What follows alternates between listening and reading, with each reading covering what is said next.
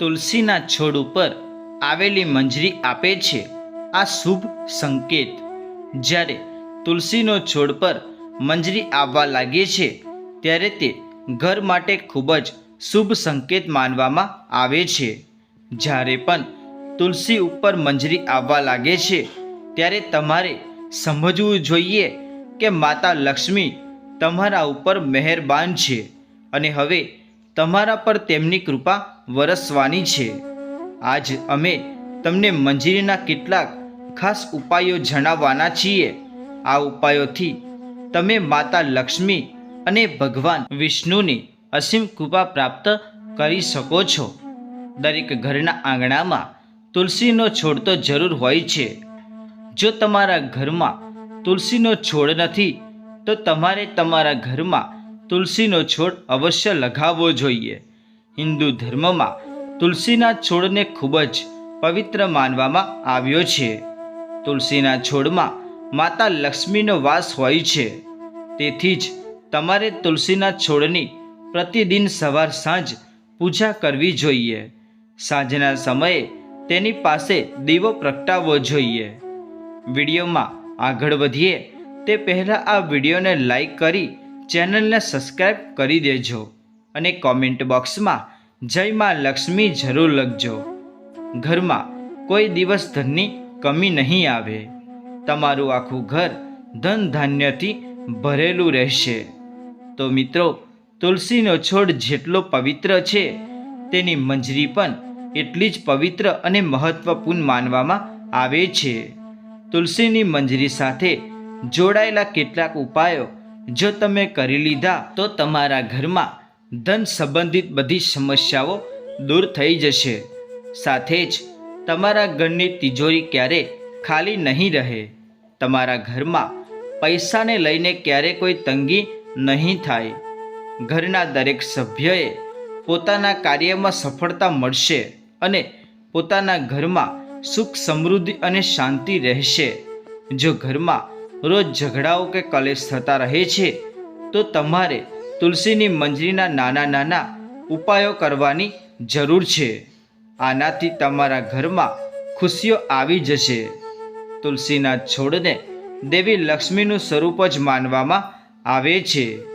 તુલસીના વૃક્ષ પર લીલી મંજરીનું આવવું ખૂબ જ શુભ માનવામાં આવે છે.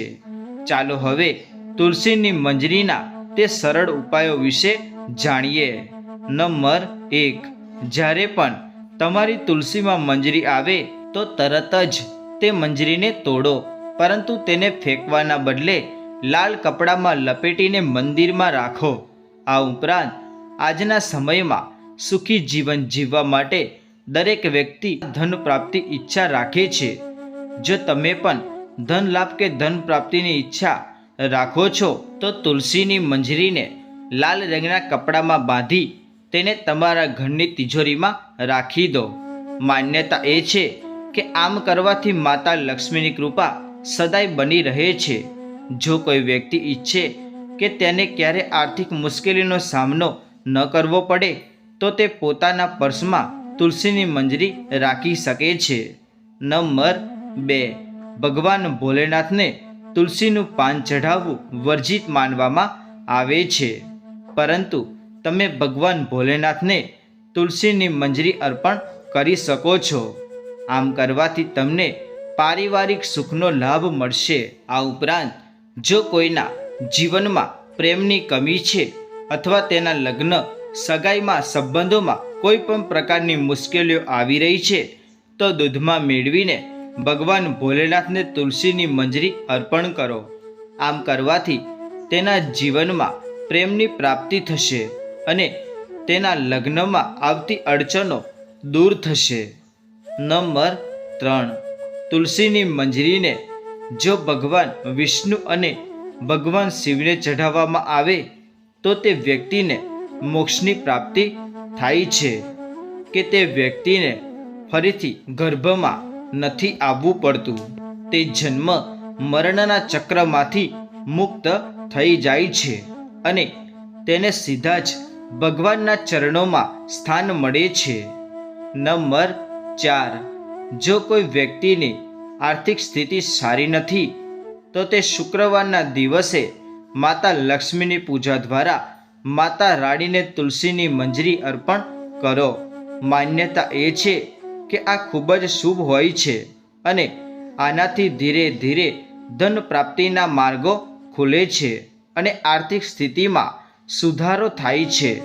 આ ઉપરાંત શુક્રવારના દિવસે તુલસીના કેટલાક પાન તોડી લો અને તેમને પીળા કપડામાં બાંધીને તિજોરી કે અન્ય કોઈ જગ્યાએ જ્યાં ધન રાખો છો ત્યાં રાખી દો. આ ઉપાય કરવાથી તમને ક્યારેય ધનની કમી નહીં થાય. તુલસીની મંજરીમાંથી તે નીકળતી ઉર્જાને ધનને આકર્ષિત કરે છે. આ ઉપાય ખૂબ જ અસરકારક માનવામાં આવે છે. નંબર 5, ઘરની ઉત્તર પૂર્વ દિશા, જેને ઈશાન કોણ પણ કહેવામાં આવે છે, તેને વાસ્તુશાસ્ત્રમાં ખૂબ જ શુભ માનવામાં આવે છે. આ દિશામાં દેવી દેવતાઓનો વાસ માનવામાં આવે છે. મિત્રો, જો તમે ઘરની આ દિશામાં એક કુંડામાં તુલસીની મંજરી રાખો છો તો તેનાથી ધનના આગમનના દ્વાર ખુલી જાય છે. પૂજા ઘરમાં કે ઘરના મંદિરમાં રાખો તો વધુ સારું. નંબર 6, ઘરનું પૂજા સ્થાન સૌથી પવિત્ર માની શકાય છે. જો તમે તમારા ઘરના મંદિરમાં તુલસીની મંજરી રાખો છો તો તમારા ઘરમાં હંમેશા લક્ષ્મીનો વાસ રહે છે અને સકારાત્મકતાનું વાતાવરણ પણ અને તેનું આગમન પણ થાય છે. ધ્યાન રાખો કે મંજરીને લાલ કપડાથી બાંધીને જ રાખો અને તેને કોઈની નજર ન લાગવા દો. મિત્રો, તેને સ્થાપિત કરતી વખતે માં તુલસી અને ભગવાન વિષ્ણુનું ધ્યાન કરો. નંબર 7, જો તમે આર્થિક તંગીથી પરેશાન હોય તો તુલસીની મંજરીને તમારા ઘરમાં બાલ્કનીના ઉત્તર કે પૂર્વ દિશામાં કોઈ પવિત્ર સ્થાન ઉપર રાખો. આ ઉપાય કરવાથી તમારા ઘરમાં પણ પૈસાની કમી નહીં થાય અને ધન પ્રાપ્તિના રસ્તા હંમેશા ખુલ્લા રહેશે. નંબર 8, માન્યતા એ છે કે માતા લક્ષ્મીની પૂજા કરતી વખતે તુલસીની મંજરીને પૂજન સામગ્રીમાં સામેલ કરવી ખૂબ જ શુભ હોય છે. માતા લક્ષ્મીને શુક્રવારના દિવસે તુલસીની મંજરી અવશ્ય અર્પણ કરવી જોઈએ. આવું કરવાથી માં લક્ષ્મીની કૃપા સદાય બની રહે છે અને ઘરમાં ધનનું આગમન થાય છે. નંબર 9, જ્યોતિષશાસ્ત્ર અનુસાર જે ઘરમાં હંમેશા વાદ વિવાદ અથવા કલેશનું વાતાવરણ રહે છે અથવા અવારનવાર માનસિક તણાવ થાય છે તો તેનાથી છુટકારો મેળવવા માટે ગંગાજળ અને તુલસીની મંજરીને મિક્સ કરીને ઘરની ઉત્તર દિશામાં રાખો.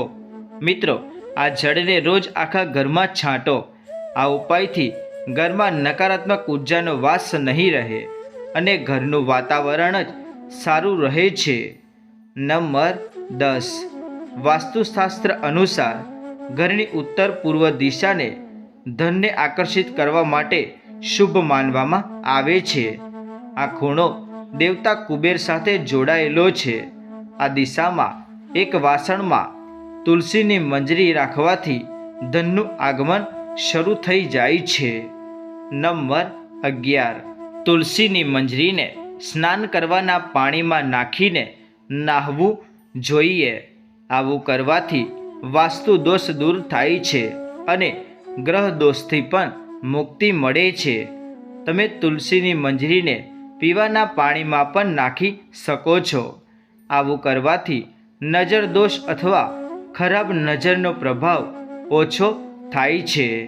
નંબર 12, તુલસીમાં મંજરી આપવી અવગુણ ખોટું માનવામાં આવે છે. આવું કરવાથી તમે આર્થિક સંકટોમાં પડી શકો છો અને ઘરમાં નકારાત્મકતા ઉર્જા આવી શકે છે. જો ઘરમાં તુલસીની મંજરી નકારાત્મક ઉર્જા દૂર કરવામાં મદદરૂપ છે. શુભ દિવસે ગંગાજળમાં મંજરીને મિક્સ કરી એક અઠવાડિયામાં 2 દિવસ ઘરમાં છાંટો. આવું કરવાથી નેગેટિવ એનર્જી હંમેશા માટે દૂર થાય છે.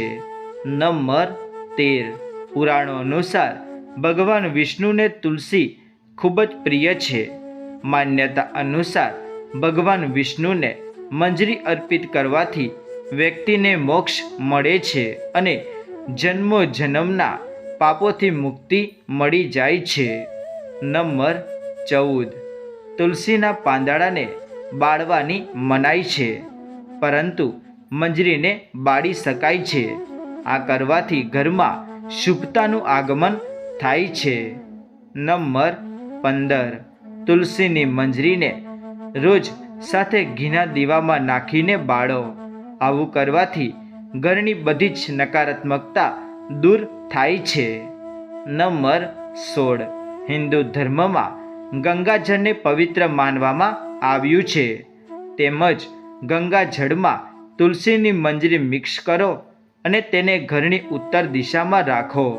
તમે આ જળનો રોજ છંટકાવ કરી શકો છો, પરંતુ ધ્યાન રાખો કે મંજરીના દાણા પગ નીચે ન આવે.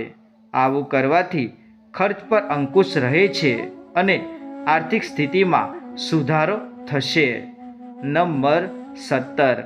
ભગવાન વિષ્ણુને તુલસી અત્યંત પ્રિય છે. જો તુલસીની મંજરીને ભગવાન વિષ્ણુ સમક્ષ અર્પણ કરવામાં આવે તો તેનાથી મોક્ષની પ્રાપ્તિ થાય છે. તુલસીની મંજરીને જો ભગવાન શિવના ચરણોમાં અર્પણ કરવામાં આવે તો અટકેલું ધન પાછું મળી શકે છે અને આવકમાં વૃદ્ધિ થાય છે. આ તમામ માહિતી લોકોની રુચિને ધ્યાનમાં રાખીને આપવામાં આવી છે. મિત્રો, જ્યોતિષ અને ધર્મના ઉપાયો અને તમારી આસ્થા અને વિશ્વાસ પર અજમાવવાનો પ્રયાસ કર્યો છે. વિડીયોનો ઉદ્દેશ માત્ર એ જ છે કે તમને નવી નવી જાણકારી મળે અને તમારે શું કરવું કે શું ન કરવું તે ખ્યાલ આવે. તો મિત્રો, તમને અમારી આજની વિડીયો પસંદ આવી હોય તો વિડીયોને લાઈક કરજો, કોમેન્ટ કરજો અને ચેનલને સબસ્ક્રાઈબ કરજો અને તમારા બીજા મિત્રો સુધી શેર કરજો. અને આવી જ્ઞાનવર્ધક અને પ્રેરણાદાયક વાતો સાંભળવા માટે અમારી સાથે જોડાયેલા રહેજો. ફરી મળીશું એક નવા વિડીયો સાથે.